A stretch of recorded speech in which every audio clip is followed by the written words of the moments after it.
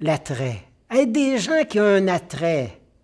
On est heureux d'avoir que Dieu soit là dans notre vie.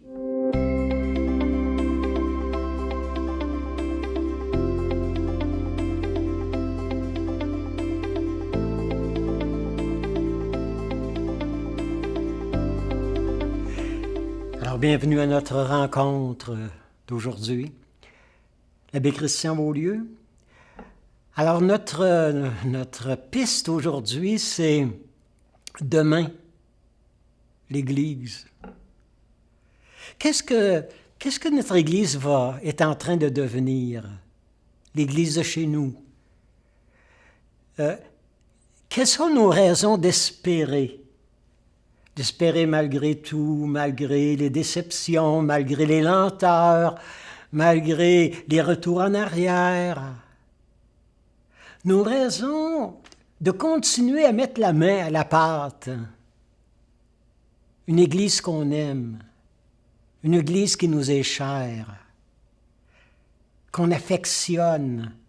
Oui, elle est faite de gens en chemin, des pèlerins, des gens parfois un peu épuisés, parfois le cœur peut manquer. Mais non, l'espérance, elle est là. Oui, des gens désespèrent, mais justement, faut chercher les signes, vous savez, les signes qui nourrissent notre espérance. Alors, je ne parlerai pas de l'Église de demain d'après, vous savez, de façon, une structure. Non. Est-ce qu'on voit poindre ici et là des signes d'une nouvelle vigueur qui nous donne de nous étonner, qui nous touche, qui nous rejoignent? À quoi va ressembler cette Église qu'on est en train de bâtir, chacun dans notre coin, par nos groupes de prière, par nos groupes de partage de l'Évangile, par les maisonnées, par les groupes d'adorateurs, par les groupes du partage de la parole de Dieu? Oui, il y a des pouces. Oui, il y a des signes qui nous disent qu'il y a de la vie. Et, c'est une vie fragile. C'est un peu comme sont souvent aujourd'hui nos groupes, dans les changements. J'aime beaucoup la réflexion que Jacques Grandmaison faisait. Il a écrit au début des années 60 et 10, là. Vous savez,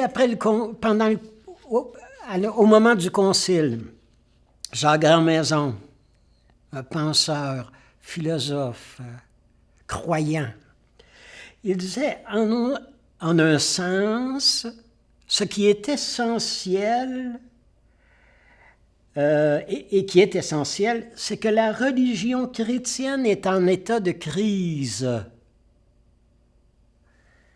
Elle est comme en état de grâce. C'est un état de grâce, la crise que nous sommes en train de vivre dans notre Église, dans nos communautés, dans nos paroisses, avec nos jeunes, avec les enfants. C'est un état de crise. On est désinstallé, on est désorganisé, on ne sait pas trop. Alors, mais on a des croyants, c'est plein, par exemple, les femmes engagées dans cette Église-là, avec toute leur intuition, leur audace, le génie créateur souvent qui les habite. Non, c'est un état de grâce dans lequel on est. Un état de grâce dans le sens que ça nous invite à un changement, à nous désinstaller, à trouver des nouvelles pistes, à voir fleurir des fleurs qui sont pas toujours apparentes, mais c'est des semences qui ont été jetées, des semences. Vous savez, quand je pense à cette Église-là de demain, Je pense à Isaïe, hein, qui vivait dans son temps une crise majeure. Alors, les chrétiens avaient tous été dispersés à travers d'autres pays, à travers le monde. Et les églises s'étaient vidées, là. Les temples, c'était complètement... Les gens n'étaient plus là. Ils étaient, vous savez, en exil. Et les églises, vraiment, là, c'était une église comme aujourd'hui, essoufflée, un petit peu démoralisée. Et pourtant, le prophète disait aux gens de l'église, des temples, des synagogues, des petits groupes de prière, élargis l'espace de ta tente. Les toiles de tes demeures, fais qu'elles s'étendent plus larges. Ne ménage rien. Allonge tes cordages.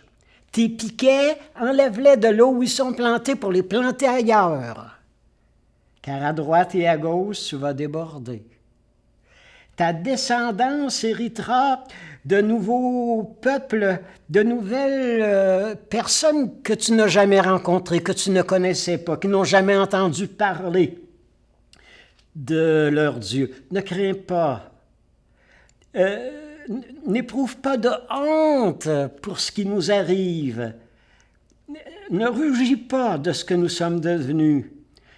Oublie ta honte et tu t'en souviendras plus. Tellement les gens vont redécouvrir la prière, le besoin de Dieu. Vous savez, c'est pas Dieu qui nous a abandonnés, là. C'est nous qui avons pris des distances. Alors, on est rappelé à l'ordre. Alors, mon thème d'aujourd'hui, là, sur Demain l'Église, alors qui nous invite à voir toutes les petites poussées de vie qui se font ici et là, groupe de prière, partage l'Évangile, les maisonnées. Alors, je m'inspire d'un livre, alors, Demain l'Église, alors des lettres aux catholiques qui veulent espérer. C'est par un groupe de théologiens, d'éducateurs, de personnes engagées dans la pastorale, des gens d'ici, des théologiens, des personnes des penseurs. Alors, dans ce petit volume Demain l'Église, vous savez, des Brigitte Bédard, des Sébastien Gendron, des Jonathan Guillot, alors Valérie Roberge, Dion. Alors, vous savez, ils sont des gens engagés, des gens qui croient à notre Église et qui nous donnent des pistes. Ça fait du bien. Ça nous fait retrouver du souffle, de l'élan. Ça nous redonne le cœur à l'ouvrage. J'aimerais ça aller, en pensant à cette Église de demain, je voudrais vous donner un témoignage. Alors, vous savez, qui est touchant, le père Pierre Sirac, qui a fait un travail d'évangélisation aux Indes, qui a donné, en s'occupant des pauvres, des enfants en particulier, il a redonné un souffle, il a vraiment donné un élan. Alors, comme nous autres, chacun de nous autres, alors, parce que le demain, l'Église du Québec va dépendre énormément de notre enthousiasme à chacun, de nos certitudes de foi à chacun, de la prise en charge de milieux qui ont besoin d'être rejoints, des gens qui n'ont jamais entendu parler de la parole de Dieu. Alors, des gens qui ne sont jamais venus à l'Église, mais qui souvent sont quand même de cette Église-là sans le savoir. Quand ils s'occupent des pauvres, quand ils s'occupent de malades, quand ils vont voir des prisonniers, quand ils offrent un pardon à quelqu'un alors qui vraiment l'a blessé. Un peu comme Jésus, là, dans l'Évangile, qui dit, si on te frappe sur une joue, la joue gauche, tends la droite, comme pour faire fondre sa dureté, pour enlever, vous savez, cette colère qu'il y a en lui. c'est pas pour te laisser, c'est pas te laisser donner un coup de poing d'en face, si tu en as donné un. C'est pour le désarmer. C'est pour lui apercevoir qu'il y a encore un cœur, puis il en vaut la peine. Et c'est pas parce qu'il m'a brisé ma réputation, et c'est pas parce qu'il m'a mis dans des mauvais draps qu'il n'y a pas un être de lumière qui dort, un être de paix qui dort en lui. Et le fait de me présenter désarmé devant lui, devant elle, alors je lui tends une perche, je lui tends la main, je lui ouvre les bras, je lui ouvre mon cœur. Et c'est ce que fait ce Pierre Cédrac. Vous savez, il est parti de la France, il avait 15 ans, alors pour aller aux Indes, et avec la certitude qu'il ne reviendrait plus jamais en France. Et il a étudié, il est devenu prêtre, jésuite. Et vous savez, alors quand il est mort à 98 ans, il y a quelques 10 ans, en 2012, mort à 96 ans, il disait encore quelques années avant que devant quelqu'un qui souffrait, devant un enfant malade sans soins, devant des adolescents, des jeunes qu'on faisait travailler dans des conditions vraiment inhumaines pour que des gens s'enrichissent. Le père Pierre disait « Non, plus jamais, plus jamais. Je vais me fendre encore le cœur en quatre pour aider ces gens-là. Ils ont tant besoin. » Vous savez, cet amour qui nous vient de Jésus, qui nous vient de cette présence de paix, de lumière qui dort à l'intérieur de nous et que les gens attendent tellement. Vous savez, au sujet du Père Cédrac, quand il témoigne, il dit qu'il a dû rencontrer, il a dû aider, il a dû vraiment accompagner à peu près 40 000 enfants pour leur bâtir un orphelinat, pour leur ouvrir un lieu de vie ensemble. 40 000 à 50 000 enfants, vous comprenez? Quand notre cœur s'ouvre, quand on entend les cris des gens, quand on les voit pleurer, quand on les voit, le regard, là, vous savez, qui attendent de nous. Demain, l'Église, elle va être ce qu'on leur a fait, chacun de notre don, chacun de nos services. Alors, et quand il voyait des situations, même à 90 ans, alors quelqu'un raconte, il était là devant une situation insoutenable, devant des enfants qui avaient besoin. Et il dit, « Jamais rien ne m'arrêtera. Je suis loin d'avoir terminé mon combat, 90 ans. Je suis loin d'avoir terminé mon combat. Je vais reprendre. » Et quand on lui disait, « Mais regardez, Père, il n'y a rien à faire avec ce monde-là, avec ces enfants-là. Alors, il y a trop de misère. » Et il disait, alors il sortait un plan de ses poches d'un nouveau centre, alors qu'il voulait bâtir pour ces enfants-là. Pas un sou, mais la confiance, l'espérance. Se fier sur les gens qui sont prêts à faire que notre monde soit plus beau. Il a été de tous les combats, Les enfants pauvres, les familles désorganisées. Il a fait des routes, il a ouvert des dispensaires. Alors, quand les gens disent que quand ils vont aux Indes, les centres, les maisons hôpital Pierre Cédrac, ça c'est répandu à travers l'Inde.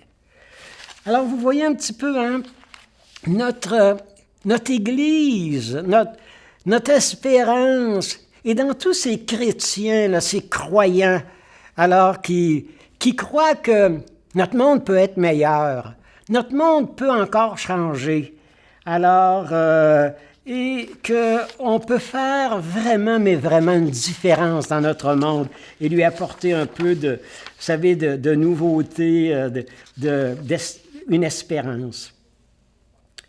Vous savez, des fois, devant notre Église, devant le manque d'engagement des personnes, devant la peine que les gens ont de ce que notre Église est devenue.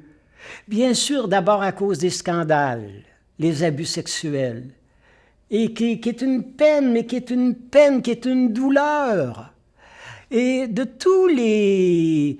Vous savez, parfois, la façon autoritaire que les gens d'Église ont eu de parler aux gens, de les traiter, et de regarder peut-être trop souvent ce qui manquait au lieu de voir leur beauté intérieure, la grâce qui les habitait, le courage qu'ils avaient, l'audace qu'ils ont encore.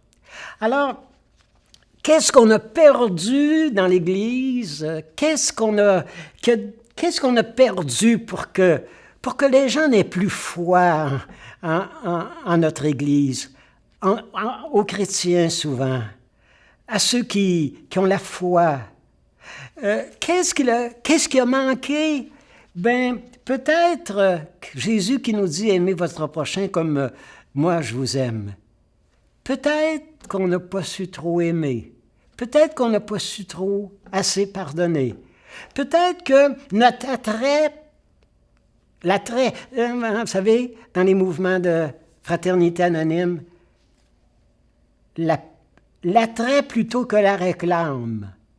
Au lieu de, vous savez, leur donner la morale, puis leur faire la leçon, puis l'attrait. Être des gens qui ont un attrait. On est heureux d'avoir que Dieu soit là dans notre vie. Vous savez, on a eu du beau soleil là, dernièrement, puis chaud. Et puis, alors, il y en a qu'on les regardait, puis on disait, mais d'où tu viens, tu sors d'où? T'es allé où? Ah, ben, je me suis fait chauffer au soleil un peu, alors ça se voit. Est-ce que ça se voit qu'on est amoureux? Est-ce que ça se sent qu'on a du bonheur? Hein, vraiment du bonheur. Alors, je pense à cet homme vraiment le merveilleux, là, vous savez, qui il était capable de dire dans un camp de concentration, à la dernière guerre, il était capable, le psychiatre Bernard Pie, il était capable de dire qu'il a été heureux dans les camps de concentration. Et que personne n'a été capable de lui enlever son bonheur, sa joie d'être. Et il dit, ben, il y avait des gens qui m'ont encouragé, il y a un prêtre qui m'a soutenu, un pasteur, et ma vie avait un sens parce que je pouvais aider, je pouvais accompagner les gens là-bas.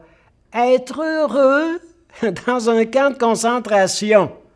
Être heureux malgré nos limites, malgré la santé qui n'est pas à la hauteur de la situation. Alors, si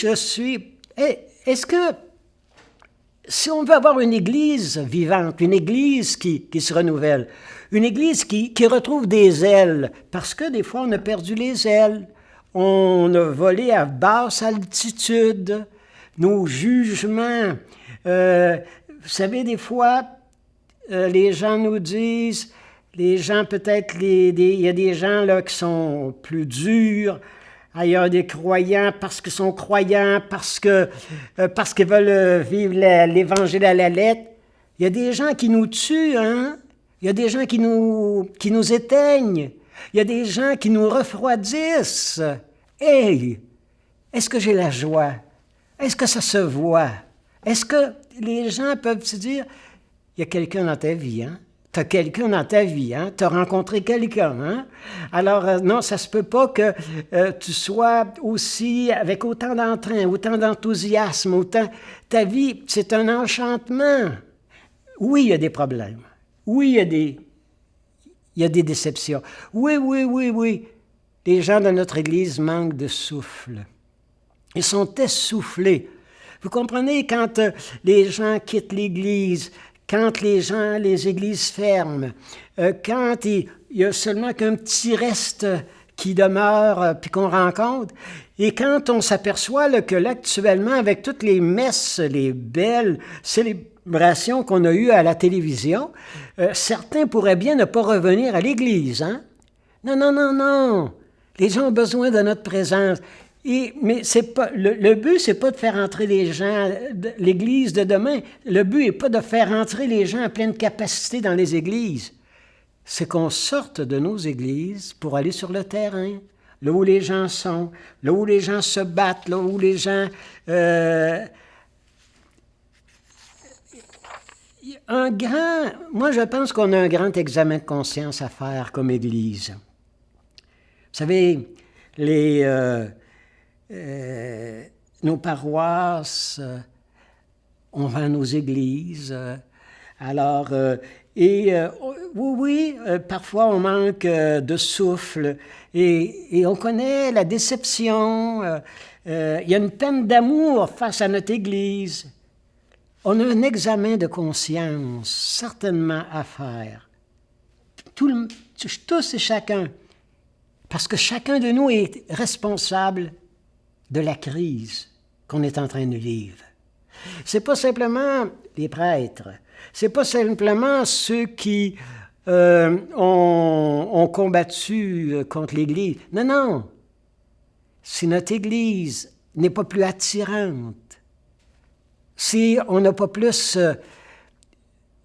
si on intrigue pas plus les gens, d'où tu viens? Où est-ce que tu as pris ça? Qu'est-ce qui te fait battre le cœur? Qu'est-ce qui te donne encore des ailes? D'où vient...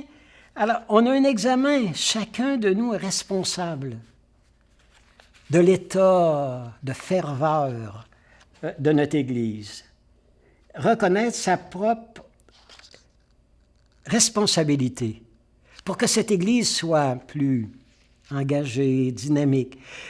Regardez, quand on voit des croyants, des chrétiens engagés, par exemple, avec les pauvres, alors tous les gens qui se donnent aux gens dans les milieux plus pauvres, tu dis, il y a des gens qui croient vraiment à l'être humain et qui veulent chaque être humain reconnaître sa dignité, reconnaître sa beauté, sa grandeur. Est-ce que ça serait possible que notre façon de témoigner de notre foi ne soit pas signifiante? Est-ce que c'est possible que si la population est plus intéressée à nos rencontres, à nos partages, qu'on ne fait pas signe? On ne fait pas signe que de gens heureux, de gens en amour. Est-ce que c'est possible qu'il nous manque cette audace d'une vie donnée, d'une vie consacrée aux personnes? Vous savez, je pense... Alors, vous savez, les gens se sont éloignés de l'Église. Les gens ne sont pas là. Comment on va être des ponts pour les rejoindre? Comment on va bâtir des passerelles? Comment on va trouver des manières, devant toutes ces rivières qui nous séparent les uns des autres, nos différences, comment on va faire? On va bâtir des passerelles, des ponts. Alors, pour être capable de rejoindre vraiment là où les gens sont. Vous savez, comme je pense à cette dame, là. Alors, une des nôtres, là, qui, vous savez, Gilberte Bussière, alors d'ici, du Québec, 158 jours dans un territoire où elle est surveillée, un territoire par le groupe, et elle est retenue par un groupe de djihadistes de Boko Haram au Nigeria. Et Gilberte Bussière, missionnaire québécoise de chez nous, elle donne ce témoignage. Cette expérience de dépouillement matériel total, cette privation de ma liberté, dans le silence et la prière, Dieu fait ce qu'il faut, en silence. Jamais je n'ai goûté avec autant de profondeur la présence de Dieu. La paix, la liberté intérieure me sont données. Et je nous laisse avec vraiment là, un texte de Madeleine Delbrel, une laïque qui a vécu, là, vous savez, dans les années 40, là, engagée là, après avoir été chez les communistes. Alors, une femme merveilleuse, l'Évangile. Et elle dit que la foi chrétienne, il faut la vivre comme un danseur qui danse. C'est pas beau, non?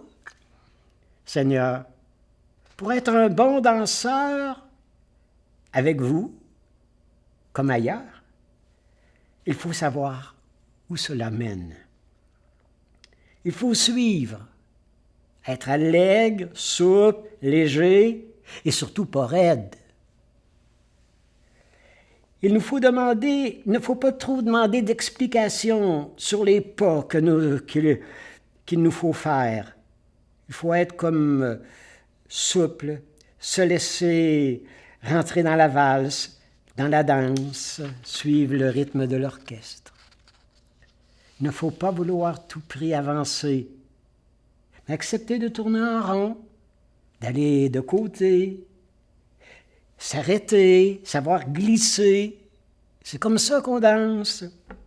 Et si les chrétiens t'aiment, de plus grands danseurs, Seigneur, viens nous inviter à danser.